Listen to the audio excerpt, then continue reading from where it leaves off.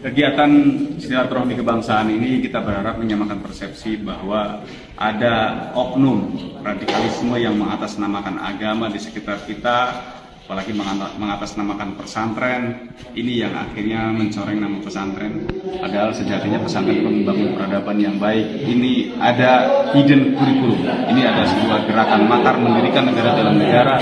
Dan kita berharap dari agenda ini MUI dan Kementerian Agama menindaklanjuti kegiatan ini, termasuk juga membuka hasil penelitian yang lama tentang hasil penelitian yang sudah final dan dibukukan, agar segera membuat fatwa terkait masalah NI dan Al-Zaitun sesat dan menyesatkan. Dan Kementerian Agama juga segera menindaklanjuti, mengambil alih, karena ini sudah sangat membahayakan. Ini bukan gerakan keagamaan, ini gerakan politik. Bahkan ini kita bilang ini kejahatan kemanusiaan atas nama agama. Orang yang sudah bergabung akan dihancurkan ekonominya, dihancurkan akhlak dan akidahnya, dihancurkan masa depannya. Ini atas nama agama, dan ini besar di pondok pesantren. Ini sangat membahayakan. Kalau negara tidak bertindak, ya ini akan membahayakan kedaulatan negara. Ini kan sepertinya isu yang akan menjelang tahun politik. Apakah memang sengaja mencari sensasi, atau memang sengaja dia pengen menebar kebencian pada masyarakat? Sejatinya memang ini ada gerakan makar dari dulu. Dan NI ini memang mengkolaborasi ajaran NI dengan ajaran Isa Bugis dan lembaga kerasulan.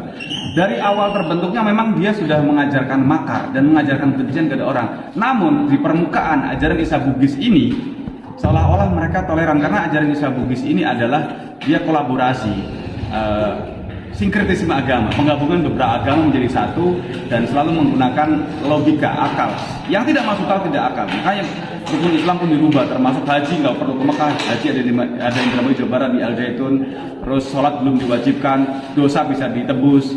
Nah ini gerakan-gerakan ini kan gerakan Pandesteng, gerakan bawah tanah, dan informasi ini sudah ada di tangan MUI dan Kementerian Agama pada saat itu yang dihasilkan. Jadi cukup dibuka saja, saya rasa masyarakat sudah tahu buat fatwa, dan ini menjadi landasan aparat untuk menindak Al-Zaitun juga secara hukum. Karena banyak kasus tanah yang tidak selesai, yang hanya dibayar uang muka, minta sertifikatnya sampai sekarang tidak dibayar. Ada kasus-kasus hukum juga, misalnya dana BOS itu tidak ditransfer ke rekening yayasan, tapi ditransfer ke rekening atas nama AS Panji Gumilang. Ini kan sudah pelanggaran hukum. Jadi kita berharap negara hadir. Kita punya intelijen, ada BIN, ada BAIS, ada Baintelkam, punya Menko Polhukam. Kita berharap kementerian dan lembaga sinergi. Ini bukan hanya kasus tahunan, ini tragedi kemanusiaan. Dan kita tidak berharap ini berlarut-larut, sehingga nanti orang akan trauma dengan pesantren, takut ke pesantren, anaknya nanti takut dianggap radikal dan lain sebagainya. Yang ini oknum. Dan kita kasihan kepada para korban yang sudah menyekolahkan di sana. Ada yang stres, depresi, bahkan gila, karena mungkin dijali dengan masalah doktrin dia tidak kuat. Karena 80% di Al-Zaitun itu adalah santri yang orang tuanya anggota NI, termasuk karyawan, muadhof, eksponen itu adalah orang NI.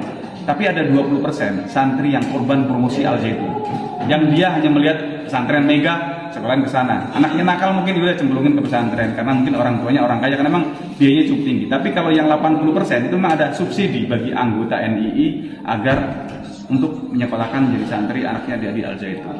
Jadi kalau Kementerian Agama hanya melihat kurikulumnya, ya tidak ada yang aneh. Tapi kalau hidden kurikulum, ini adalah gerakan intelijen, dan saya rasa istana juga harus turun tangan, Menko kita punya intelijen. Jadi jangan sampai seolah-olah intelijen tidak bergerak. Ini adalah gerakan yang sangat membahayakan kedaulatan bangsa. Yang diketahui Mas Ken sendiri selama berada di dalam Al-Zaitun, yang paling menonjol penyimpangannya itu apa?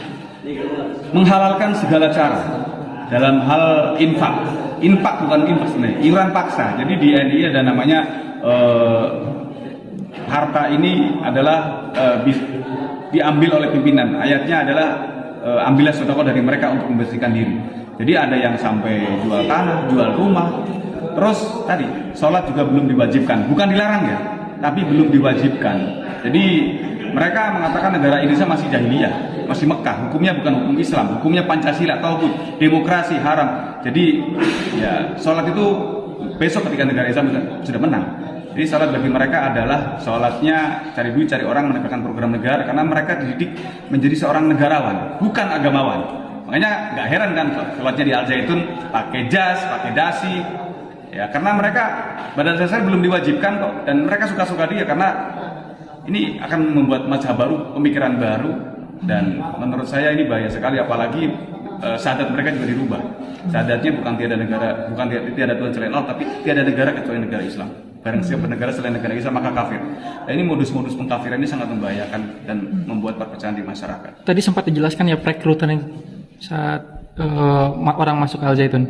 Ya, rekrutannya mereka menggunakan sugesti-sugesti agama dan biasanya menggunakan pertemanan, dan mereka seperti multi level marketing. Pemahaman yang dia yakini ini bukan hanya untuk dia sendiri, tapi harus disampaikan kepada orang lain. Satu merekrut 5, 10, 20, dan dia tidak akan pernah berhenti sebelum mendapatkan pemikiran baru yang menurut dia lebih bagus dari yang dia yakini saat itu. Jadi sakaunya lebih sakau ini daripada narkoba. Kalau narkoba nanti direhabilitasi, dosisnya dikurangi bisa sembuh. Ini merasa paling benar. Ini mewarisi sifat iblis, merasa yang lain neraka semua, surga hanya dia. Yang lain kafir semua, yang beriman hanya dia. Ini kan bahaya sekali. Biasanya berapa lama itu perekrutan doktrin-doktrinnya? Tergantung calon korban.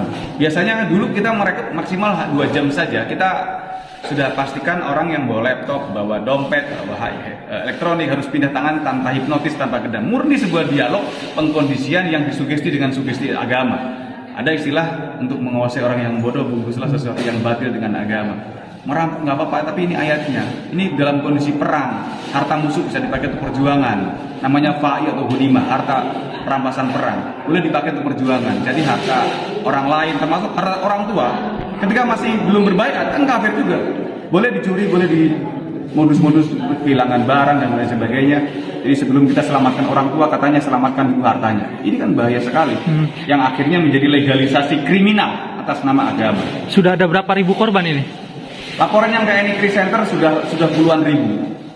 Dan terakhir kita yang paling banyak yang kita tangani yang sudah kembali ke NKRI di Sumatera Barat, satu sesi kita ada 1.157 anggota NII, ex-NII yang kembali ke NKRI di Jambi, di Riau, di Sumsel, di Maren Lampung, di Jawa Barat, Jawa Tengah, seluruh tersebar di kita. Bagaimana supaya mereka bisa kembali kepada masyarakat, dan ini menjadi warning agar berhati-hati, karena tidak cukup modal semangat saja kita dalam belajar agama, tapi juga harus dengan ilmu yang benar. Karena kalau hanya modal semangat, kalah debat, nanti akan mudah terpapar juga ke sana.